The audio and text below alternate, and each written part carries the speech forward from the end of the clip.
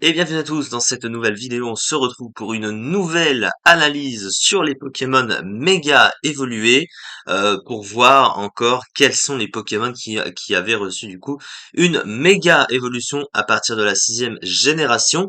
Et on a déjà fait toutes les formes méga évoluées pour la première et la deuxième génération. Et donc on est parti pour la troisième. Alors au niveau des méga évolutions du coup, il y a aussi la quatrième génération où il y en a eu. Et en 5G, il y en a eu qu'une seule, hein, puisque ce sera évidemment non mais oui, hein, pour ceux qui connaissent. Ah, il y a aussi Diancie, pardon, en sixième génération. Mais à part ça, il n'y a pas eu d'autres méga évolutions. Donc voilà un peu le topo. Il n'y a pas eu de nouvelle méga évolution ajoutée en 7G d'ailleurs, ce qui est assez étonnant, sachant que la méga évolution était revenue à ce moment-là. Mais du coup, on n'en est pas là. On commence avec la troisième génération et du coup, les trois starters de la troisième génération ont chacun reçu une méga évolution et donc on va évidemment commencer par ça. Et comme vous pouvez le constater, allez, qu'on commence évidemment par le premier starter qui n'est autre que Junko, le starter de type plante, l'évolution finale de Masco et Arco, qui a donc évidemment reçu une méga évolution. Alors, on va bien sûr parler du Pokémon de base et ensuite nous allons nous intéresser à sa forme méga évoluée pour voir ce qu'elle lui a apporté et si globalement c'est une méga évolution utile ou pas. Bref, vous connaissez la chanson. Donc, on est parti pour commencer cette vidéo. On va donc parler de Junko déjà pour commencer. Alors, Junko, du coup, qu'est-ce que c'est en stratégie? Au niveau du type, on commence par là, il a le type plante pure.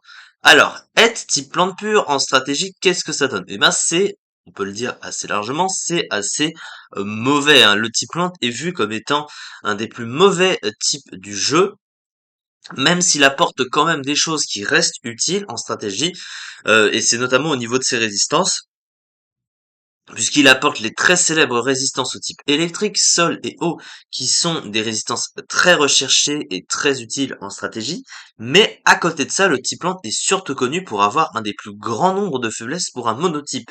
5 faiblesses quand même, ce qui est pas rien, à l'exception de la faiblesse au type poison, qui est certes pas très très gênante, mais à côté, il a une faiblesse au type insecte, qui est la faiblesse à l'attaque demi-tour, la faiblesse feu, qui est un des trois types de Kovetch les plus spammés du jeu, puisque c'est un type super efficace sur le type acier.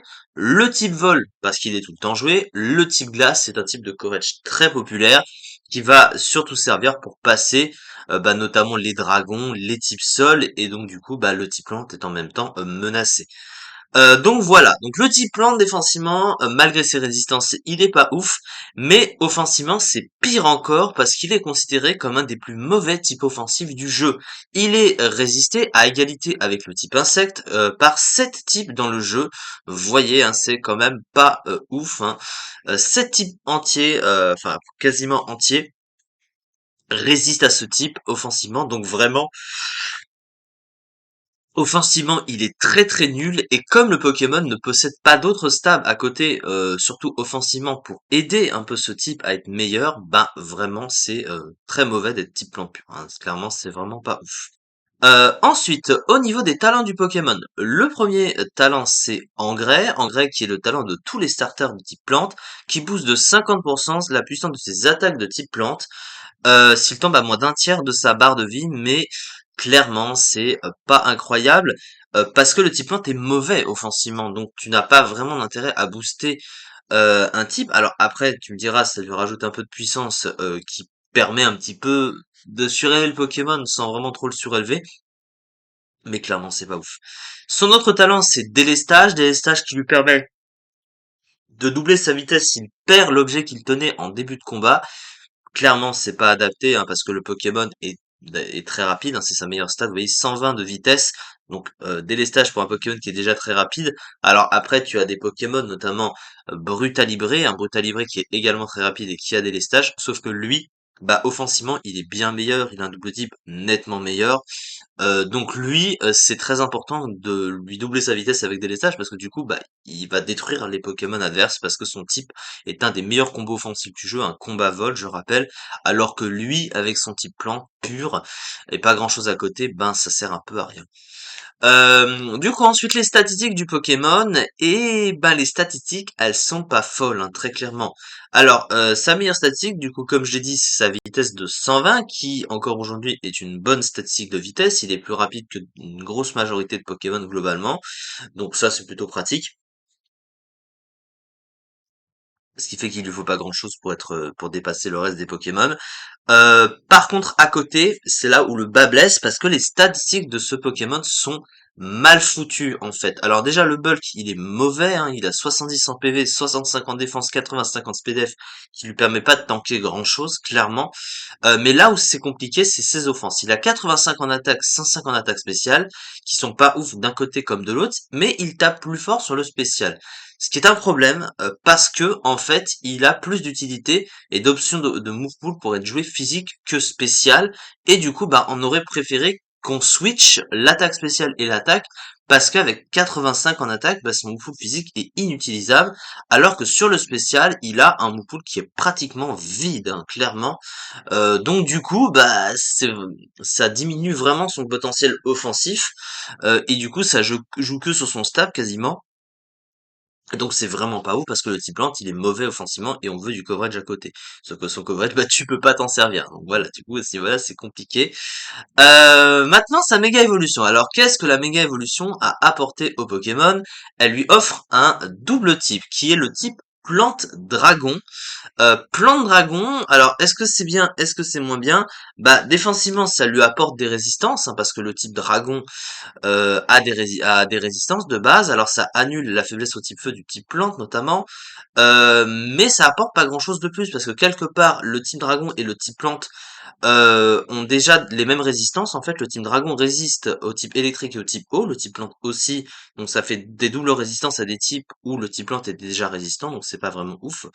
Euh, et la résistance sol, bah le type plante résiste déjà au type sol. La double résistance plante, c'est pas intéressant. Mais à côté, ça lui donne une double faiblesse à la glace.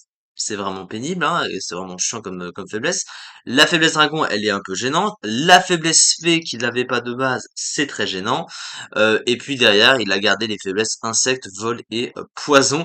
Donc au final, bah ça lui rajoute une faiblesse au type plante, hein, et une double. Donc du coup, bah c'est vraiment pas ouf. Et offensivement, c'est pas ouf non plus parce que le Team Dragon, c'est pas vraiment un type de coverage, hein. Le Team Dragon n'est super efficace que sur lui-même, hein. Donc du coup, bah offensivement, ça rajoute pas grand-chose. Donc ce type lui donne un tout petit peu plus d'options offensives parce que c'est toujours mieux d'être double type que monotype. Puis le Team Dragon a un très bon coverage neutre. Mais bon, ça s'arrête là, clairement, c'est pas ouf. Plan de Dragon, c'est pas bon. Voilà, à la rigueur, s'il avait un autre type que Plan de Dragon, peut-être, mais c'est compliqué. Du coup, à côté, qu'est-ce qu'il a du coup au niveau du talent? Alors, il obtient en méga évoluant Paratonnerre. Alors, Paratonnerre, qu'est-ce que ça fait? Ça booste son attaque spéciale d'un cran s'il prend une attaque de type électrique, sachant qu'en même temps, ça l'immunise au type électrique. Alors, c'est utile, évidemment, parce que si jamais tu anticipes un Pokémon qui veut venir avec, par exemple, l'attaque change éclair, hein, notamment si tu anticipes un Tokorico ou un autre Pokémon de type électrique, un pivot de type électrique, ça peut être Elector, ça peut être d'autres trucs, bah, tu viens sur l'attaque, tu prends rien, tu te boostes ton attaque spéciale qui est déjà très élevée en méga évoluant et du coup derrière tu tapes très fort. Problème de ça, alors bon, pour le talent lui-même, bah, il a déjà une double résistance au type électrique, donc de toute façon, ce serait pas très grave s'il prenait une attaque de type électrique, hein, parce qu'il tank déjà doublement le type électrique, donc bon, ça c'est pas très intéressant. Mais le problème, c'est que ça change rien au fait que il n'ait pas de coverage en fait ce Pokémon, que son move pool soit mauvais. On va venir sur le move pool juste après.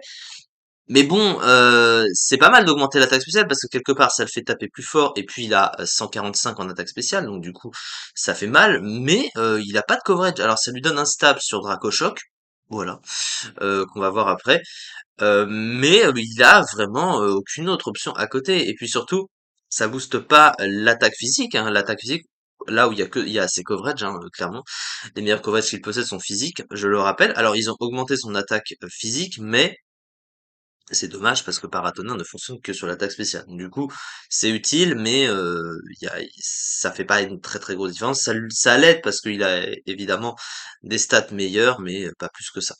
Alors du coup, bah, les statistiques, donc comme on le voit, hein, il passe à 110 en attaque, 145 en attaque spéciale, donc il tape plus fort sur le physique et sur le spécial. Mais là encore, il a plus d'options physiques que spéciales, hein, je le rappelle. Sa vitesse passe à 145, bon, il était déjà très rapide de base, mais il va pas se plaindre d'être aussi rapide, évidemment.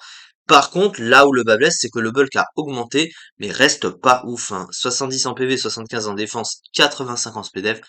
Bah, ça fait pas vraiment une très grosse différence, donc ils ont juste augmenté 10 points en défense, donc à la rigueur, au lieu d'augmenter la vitesse comme ça, ils auraient dû augmenter la défense ou un peu le buck, parce que là, ils tankent pas vraiment plus les choses, voire pratiquement pas, en fait. Donc ensuite, on va pas, par exemple, maintenant s'intéresser à son move pool, et comme je l'ai dit, du coup, son move pool, il est très limité, hein. Alors sur le plan physique, bah, c'est là où sont ses seuls coverages, hein. Vous voyez qu'il a Vampipoint, Séisme, Dracogriffe, un Dracogriffe qui se tape du coup en méga évoluant. Mais il a même accès, hein, au niveau du setup à Dance Slam, hein, donc il a aussi point éclair. Donc du coup, sur le physique, il a des options. Mais le problème, c'est qu'il tape plus fort sur le spécial. Et sur le spécial, regardez ce qu'il a, pratiquement rien. Il a des attaques plantes, hein, évidemment. Il a le truc classique, hein, Écosphère, Giga Sensu, Tempête Verte, etc. Mais sur le plan des options de coverage, ben, la seule chose qu'il possède, c'est Dracochoc, voilà, qui stable, là encore en méga évoluant, mais il a rien. Alors il avait avant les puissances cachées, donc à part les puissances cachées, bah il y a rien qui lui fait coverage, hein, clairement sur le spécial. Donc du coup, c'est vide. Et sur le plan du soutien, ce qui est encore plus triste, c'est qu'il a pratiquement rien non plus, hein. Alors il a le classique synthèse toxique, voilà, bon c'est pas ouf. Vampirène aussi bien sûr, mais il a vraiment rien. Il peut même pas setup, hein, d'ailleurs sur le spécial. Donc vraiment, c'est un Pokémon qui est très mauvais, et là où le bas blesse de plus, c'est la concurrence, hein, parce que les Pokémon de type plante, bah, il y en a à l'appel, hein, clairement, et à chaque génération, il y en avait de plus en plus, et à chaque génération, il y a toujours eu un type plante meilleur que lui, hein. Donc à force de mettre des types plantes dans les tiers, et ben lui, il est descendu, hein. Il a pas arrêté de descendre, hein. Vous voyez qu'au départ, il était UUVL, après il est tombé underused, ensuite rarely used, ensuite il a encore descendu. Même sa méga évolution était meilleure en sixième génération, elle était underused, et sa méga évolution est descendue avec lui. Est descendu d'un tiers en rarely used, et lui aussi, et en 8G, il est encore descendu. Voilà, il n'a pas arrêté de descendre ce truc, donc c'est quand même incroyable de se dire ça. Alors la petite musique du coup de Junko, une vitesse très bonne et une attaque spéciale très convenable, de talent, engrais et délestage utile, un move pool assez large sur le physique comme sur le spécial, accès à un slam, mais très fragile sur le plan défensif, un unique stat lente limité offensivement, a du mal face au type poison omniprésent dans le tiers. Ensuite, la méga évolution. Maintenant, Mega Junko possède une excellente vitesse lui permettant de dépasser les utilisateurs de mouchoirs cheveux les plus courants comme Rexilius, Metalos et Gardevoir, qui ont donc une vitesse de base assez moyenne. Il a un bon talent ainsi qu'une très bonne attaque spéciale rendant Mega Junko très fort contre les équipes offensives. Cependant, il possède des statistiques défensives assez faibles ainsi qu'un double type défensivement mauvais. Il a également du mal à passer les principaux archétypes défensifs du tiers. Bon, clairement, de base, Junko, hein, vous voyez, il était 28e du Never Use, alors, à peine 5% du tiers quand même, et la méga évolution le monte d'un tiers, 20e, alors elle était pas mal classée dans le tiers, mais en Rarely Use d'un peu plus de 8% du tiers, donc il n'y a pas une très grosse différence entre l'un et l'autre, mais quand ta méga évolution a peine un tiers de plus que toi, sachant que de base t'es très mauvais, et que t'as des concurrents au-dessus qui sont meilleurs, bref. Le Pokémon, là c'est une méga évolution où ça améliore un peu le Pokémon, mais de base le Pokémon est mauvais et la méga évolution est pas ouf. Donc du coup, l'un comme l'autre, donc c'est pas vraiment un motif de comparaison très clairement. Et donc du coup, bah, des trois starters, c'est largement avec sa méga évolution le plus mauvais des trois. Il y a pas trop de débat. Voilà en tout cas pour cette première vidéo d'analyse sur les Pokémon méga évolués apportés en troisième génération. Et sur les starters, du coup, il nous reste les deux autres starters à faire et ensuite on continuera bien sûr.